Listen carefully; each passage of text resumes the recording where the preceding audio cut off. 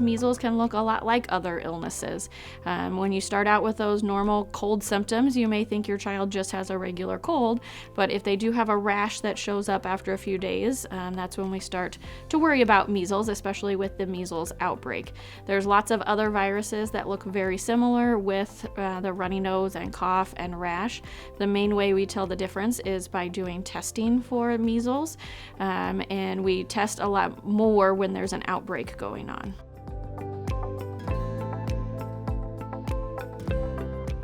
If you're worried that your child has measles, the first thing I would do is call your pediatrician.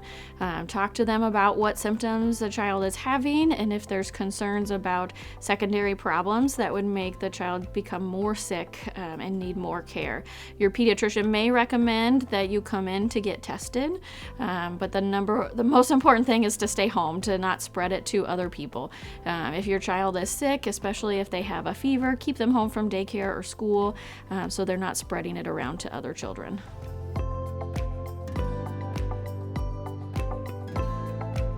Measles can last for a long time. You can be sick for over a week. You can be contagious for about 8 days or so. Most people end up missing several days of work and school because of just feeling yucky and from being contagious. The symptoms kind of go in a progression, and so you will feel worse at various times along the way.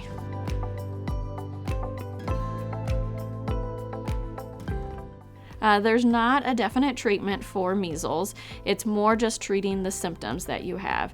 Since it's a virus, antibiotics don't treat it, and it's just a matter of letting your body fight it off on its own.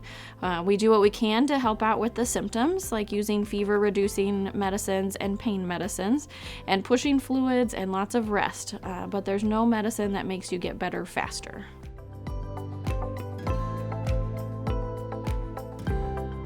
It's always a good idea to talk to your pediatrician about home remedies and supplements. Some are safe to use in children and some are not.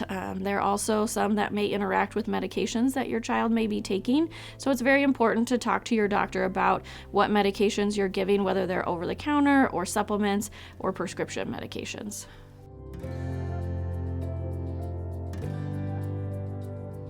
If there's ever a concern that you have something in your parent instinct that says something's not right, that's when you should definitely take them in to see the pediatrician. Parent instincts are very good at telling us that there's something not right with your child.